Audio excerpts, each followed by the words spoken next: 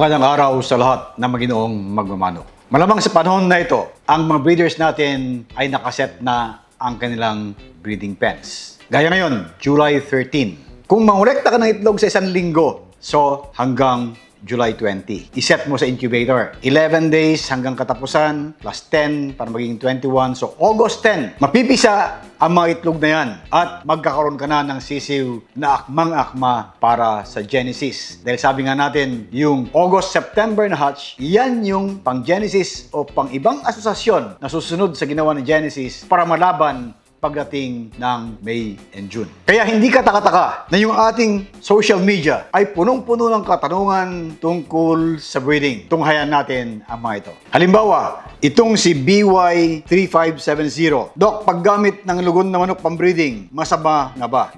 Mga kaibigan, in general, sinasabi natin na hanggang pwede, huwag sanang gumamit ng naglulugon na manok pang-breeding. In general, kasibihan natin, a molting bird is a sick bird. So, ibig sabihin, wala siya sa tip-top condition para pang-breeding. Pero alam ko, may mga kasamahan tayo na dahil walang magamit na broodcock, ginagamit nila yon kahit na hindi pa fully molted. Yung iba, maganda naman ang resulta. Pero ito yung exception. It's not the rule. Yung general rule, huwag gumamit ng naglulugon na manok dahil hindi lalabas yung tunay na genetic potential dahil hindi nga tip-top condition ang manok. Pero pag maganda naman ang resulta sa inyo, okay lang yon. But in general, lalo sa baguhan, sana huwag kayong gumamit ng naglulugon na broodcock kasi mas maraming complications kaysa gamit kayo ng fully molted na broodcock. Very similar yung tanong ni Rose Ferro Riol, 8851. Paano po pagkatapos maglugon, pwede na po bang gamitin pang breed? Ito, mas malinaw yung kay Rose.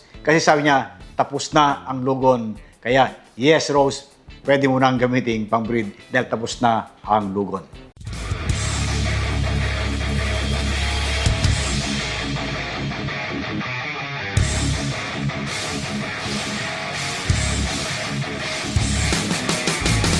Ito naman kay Yutenka 1772. Sabi niya, totoo po ba, sabi ng amo ko, na kapag tumatanda ang inahin, malalaki na ang produce nitong itlog at kumakapal ang shell at mahirap nang mapisa.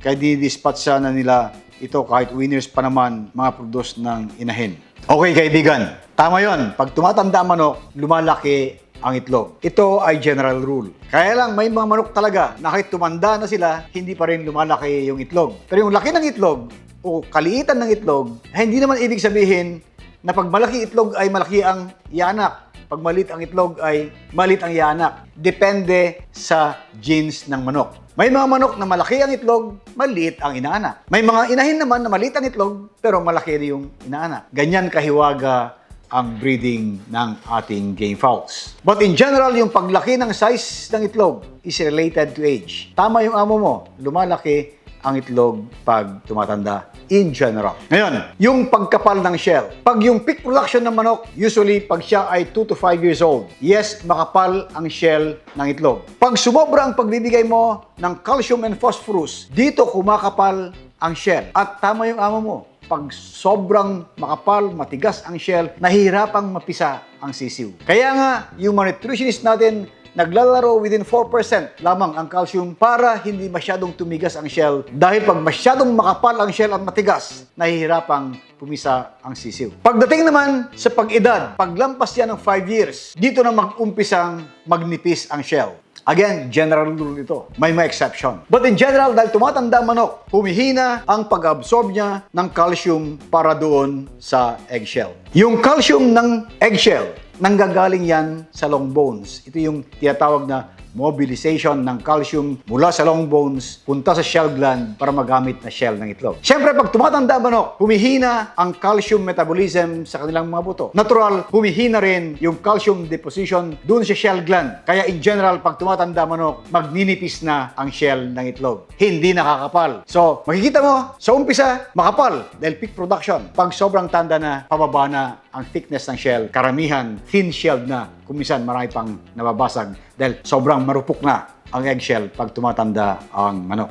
Ito naman kay Kiten Velez, 8077. Breeding using incubator po. Ilang months po ba dapat gamitin ang hen at ilang months po pagkatapos magamit papahingahin. Salamat po. Alright, kitten, ito ay management concern, kumisan management style. Karamihan ng mga breeders natin, pag yung inahin ay nangitlog, tapos tumigil, ang ginagawa nila, pinapaliguan, tapos ire-range yan. Ilang araw lang mangingitlog ulit. So, second cycle na niya. Gagamitin ulit yan. Ganon din ang gagawin. Pag maganda ang kanyang pangingitlog sa second term niya, i-extend pa nila yan ng third or even fourth. Pero doon sa maraming inahin na breeder, pagkatapos ng 2 cycle, pinapahinga na nila, pinapalitan naman ng ibang inahin. Nang sa ganon, laging fresh yung mga inahin and pullets na ginagamit para yung genetic potential ay lalabas. Kitten, sa panahon na ito, na medyo naging intensive na yung breeding dahil sa dami ng pangangailangan ng mga manok. Yung iba, habang maganda ang itlog na inilalabas ng isang inahin, walang problema sa shell, maganda ang hatchability, tuloy-tuloy nilang ginagamit ang inahin hanggang sa maglugon. Pero syempre, pag ginawa mo yan, kailangang suportado ng tamang nutrition yan. Walang pinagkaiba doon sa mga layers na pangkain natin yung itlog. Makikita mo yan, buong taon, ginagamit yan. Nagpuproduce ng hanggang 300 na itlog yan sa loob ng isang taon. Pero yan ay kumpleto ang nutrisyon from A to Z. So kung gagamit ka ng inahin pang-breeding at gusto mong gamitin ng tuloy-tuloy hanggang sa maglugon, suportahan mo ng tamang nutrition sa feeds, tamang alaga doon sa breeding pen. Ito naman, similar question galing kay Francis Bahia 5003. Ilang itlog bawat isang inahin ang pwede lang i-produce kada taon o breeding season? Kababanggit ko lang nasa layers na ginagamit nating pagkain yung itlog, about 300 eggs per year. Pero sa manok panabong, karaniwan 50 eggs per year yan on the average. Yung iba, mas mataas. Kagaya yung kay idol natin na Biboy Enriquez, sabi niya, lampas pa 60 kung minsan yung production ng isang manok. May 57, may 65. Pero sa ibang mga breeders, may 45, may 40. So in general, sabihin natin average, 50 eggs per year. Dahil pag yan ay pinakawalan mo at nangitlog, naglimlim, ibig sabihin hindi ka gumamit ng incubator. So, may lag time, matagal ang interval bago mangitlog ulit. Kaya kinukuha natin sa average na 50 eggs per hen per year. Mga kaibigan, napakaraming tanong tungkol sa breeding dahil nga yung industry natin ay buhay na. Dahil ang passion natin, wala nang vacuum from January to December. Kaya patuloy ang ating advocacy na sa performance ng ating mga manok, pang-breeding man o panlaban, health is always number 1.